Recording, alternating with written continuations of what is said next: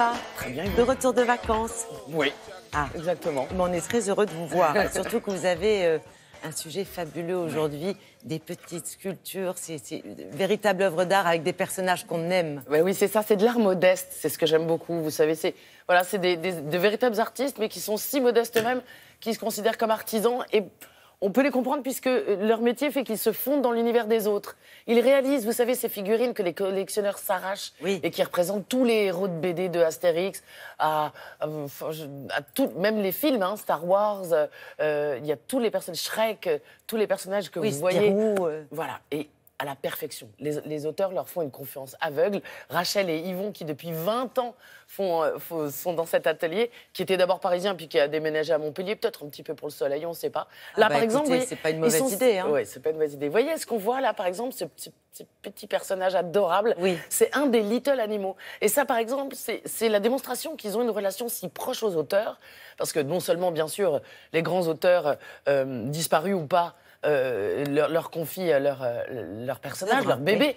Mais là, ils aimaient tellement ce dessinateur qu'ils lui ont dit on devrait bien imaginer un univers avec des petits animaux, etc. Et du coup, là, les personnages partent de l'atelier, deviennent une BD et seront bientôt dans une série animée. Tout ça pour dire qu'on est vraiment dans un terreau très, très artistique.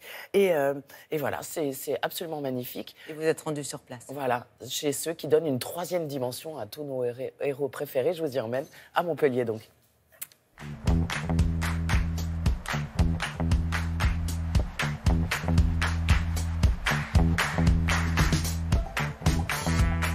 Nous sommes donc atelier sculpture et on se définirait davantage comme des artisans d'art, sculpteurs, donc au service des auteurs avec lesquels on travaille, plutôt qu'artistes.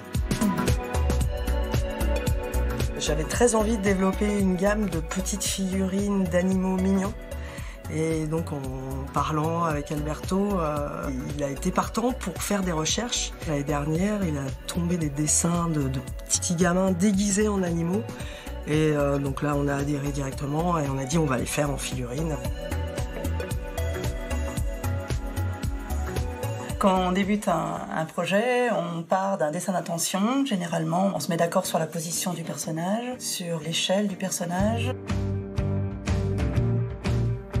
Là, je suis en train de travailler sur Darth Maul. Je suis en train de rechercher la pose bien comme il faut pour le mettre en place par rapport à l'image qui est là. J'ai toute une animation comme ça pour bien voir la pose un peu sous tous les angles. Je mets de la matière un peu partout, puis après j'affine.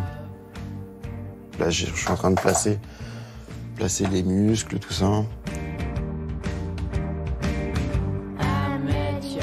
Quand on est satisfait de ça, on fait un moule et là on va faire des tirages qu'on peindra, qu'on nettoiera bien pour faire les prototypes finaux.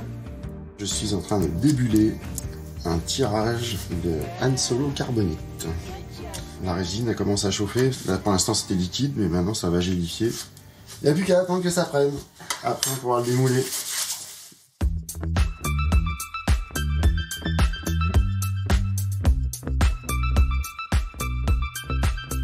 Moi, je travaille sur une fée clochette de Loisel qui est posée sur des livres. Et là, j'en suis à une recherche de peinture pour voir un peu les couleurs qu'elle aura à la fin.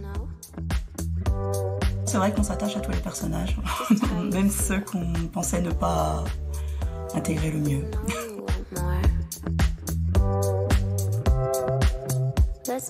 Quand on s'attaque à une scénette comme la scénette d'Astérix pour les 50 ans, il y a une cinquantaine de personnages, donc là ça a été un travail assez fou et immense. Une année de travail pour tout l'atelier. Donc c'est un travail de fou. Donc précisons quand même que l'atelier ne se visite pas. Ça, c'était juste pour vous. Oui, juste pour nous. C'est vraiment une entre. Ils sont là, bien, dans leur petit nid. Ça travaille non-stop. Mais on peut acheter les figurines quand même. Oui, bien sûr. Vous les trouvez dans tous les très bons magasins de BD, dans ce genre d'enseigne. C'est vrai, les collectionneurs savent très bien où le trouver ça. Et si vous découvrez ça, c'est une idée de cadeau géniale, puisque une statuette d'une vingtaine de centimètres, c'est dans les 50 €. Bien sûr, ça va beaucoup plus loin, comme pour ce plateau d'Astérix pour les 50 ans d'Astérix, là, c'est 1 an de travail, donc forcément, c'est plutôt 1 500 €. Ben oui, Il y a normal. des très, très grands formats qui grimpent encore plus haut, mais vous pouvez, voilà, des petites idées fixes, des Astérix, enfin, tout ça, vous pouvez régaler tous les fans de BD. Mais vous trouverez toutes les infos sur un site www.atacus.fr.